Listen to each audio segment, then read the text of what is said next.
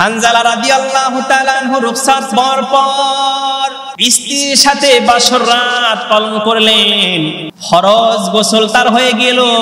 ফরজ গোসল করার জন্য হানজালা রাদিয়াল্লাহু তাআলা কাঁধে লুঙ্গি লইয়া গোসলখানায় যখন রওনা করলেন গোসল করার জন্য, পাশ দিয়ে কে যেন যায় বলতে বলতে নবী নাই, নবী নাই।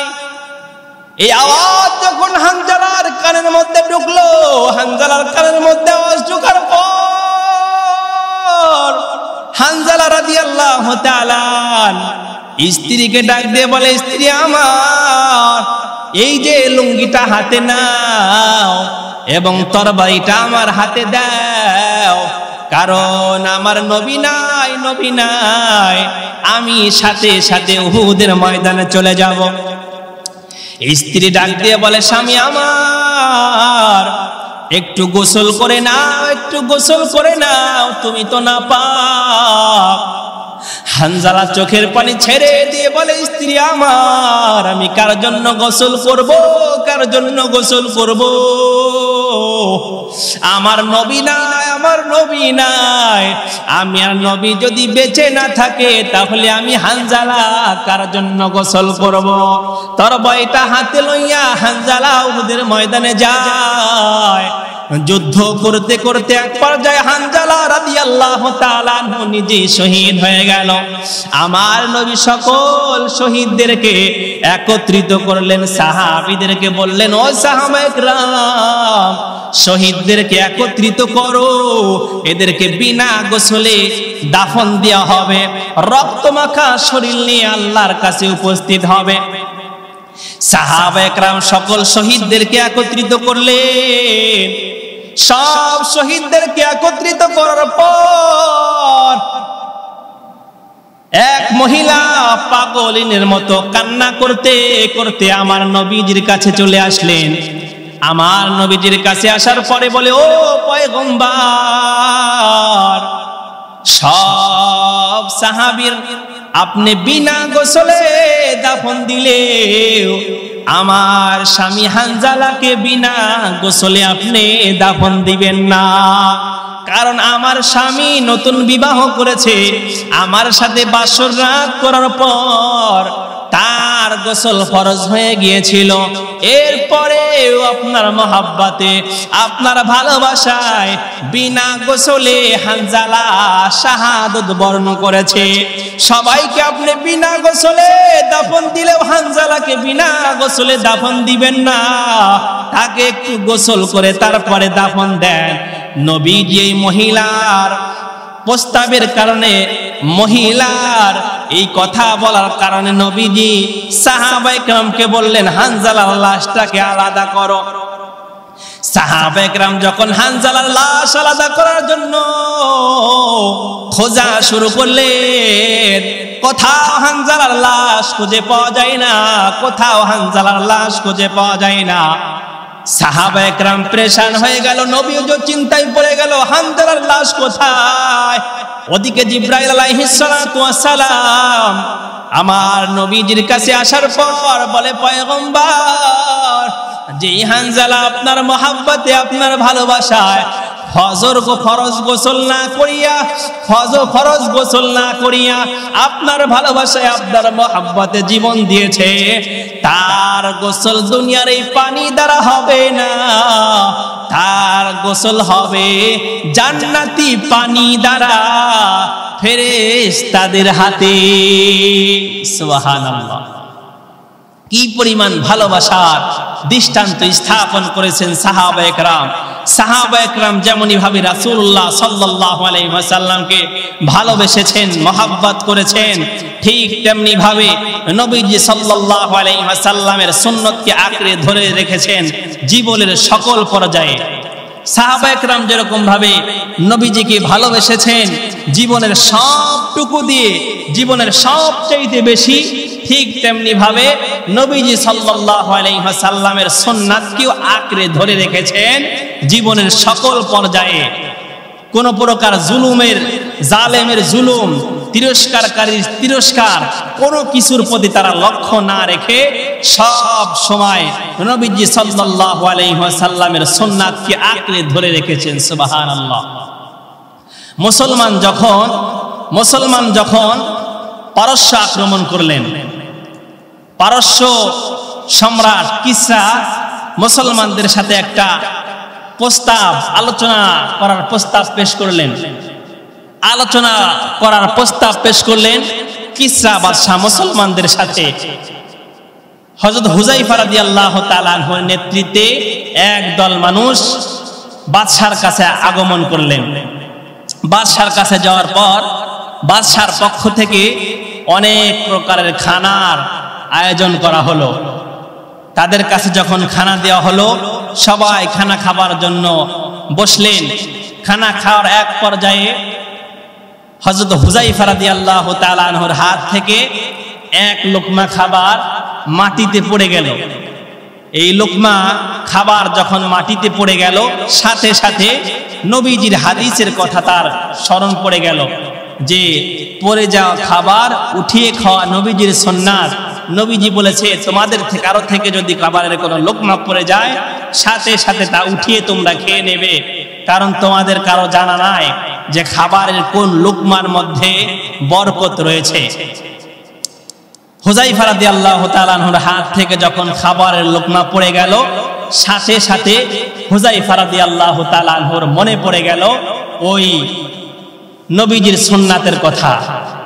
তিনি ওই লোকমা উঠানোর জন্য এরকম হাত বাড়াইলেন যখন, তারপরে একজন তার কোনই দিয়েও মৃদু আঘাত করে বুঝাইলেন, আজকের জন্য অন্তত এই সুন্নাতটাকে ছেড়ে দাও, কারণ রাজ দরবারে এসেছো, এই পড়ে যাওয়া খাবার যদি তুমি উঠিয়ে খাও তাহলে তারা তোমাকে নিচু মনের মানুষ মনে করবে, একেবারে অসহায় মনে করবে।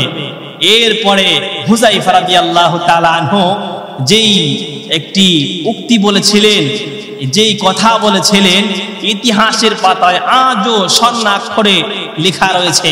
মুহতারাম হাজিরিন, হুযায়ফা রাদিয়াল্লাহু তাআলা আনহু কি বলেছেন?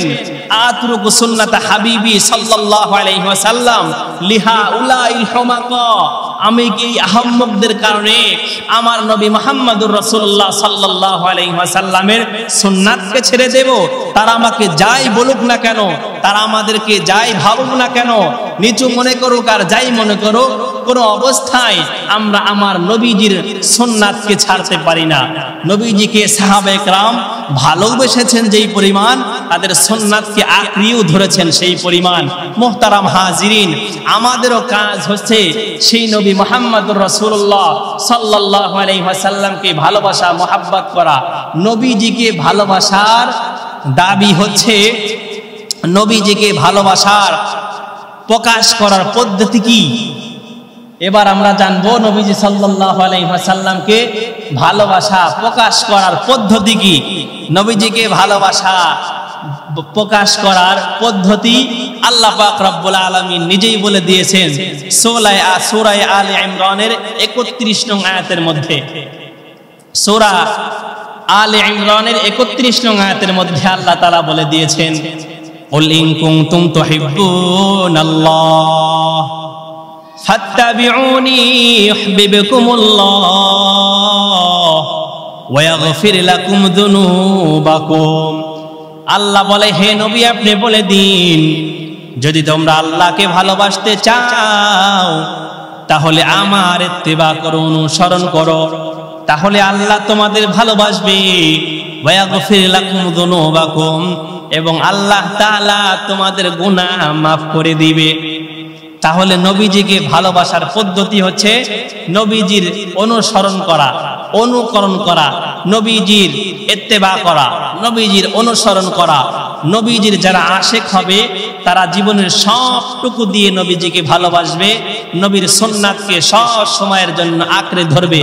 আর নবীজিকে ভালোবাসার পদ্ধতি হচ্ছে নবীজির অনুসরণ করা, অনুকরণ করা, নবীজির সুন্নাতকে মহব্বত করা, সুন্নাতের উপর আমল করা, নবীজির সুন্নাত অনুযায়ী, নবীজির তরিকা অনুযায়ী জীবনটাকে পরিচালনা করা।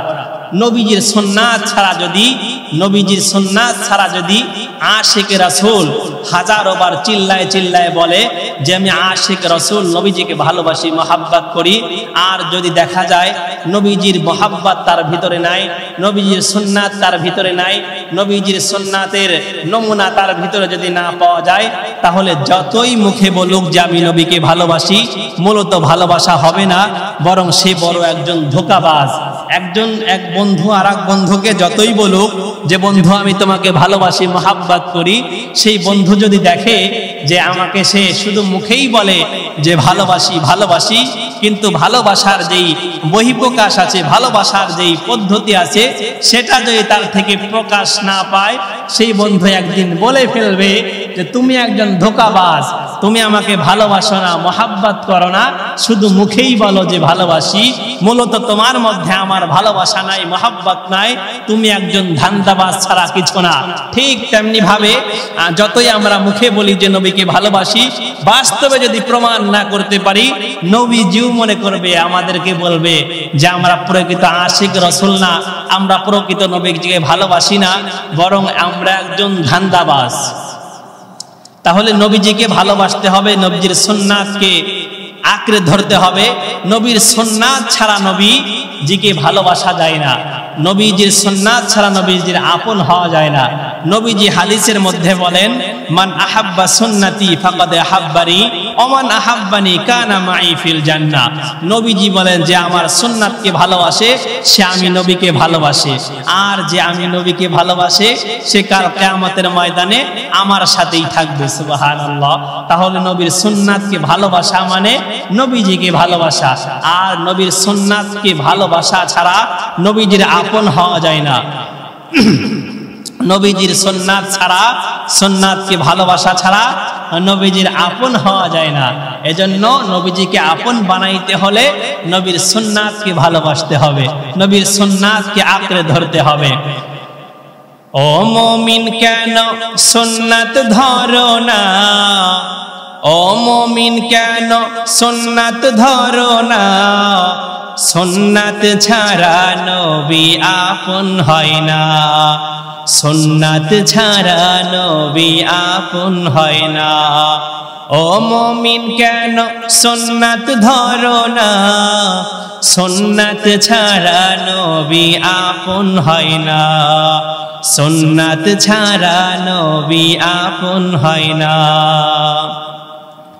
আল্লাহ খুশি যদি নবী খুশি হয়, নবী খুশি যদি সুন্নাত মানা যায়। আল্লাহ খুশি যদি নবী খুশি হয়, নবী খুশি যদি সুন্নাত মানা যায়।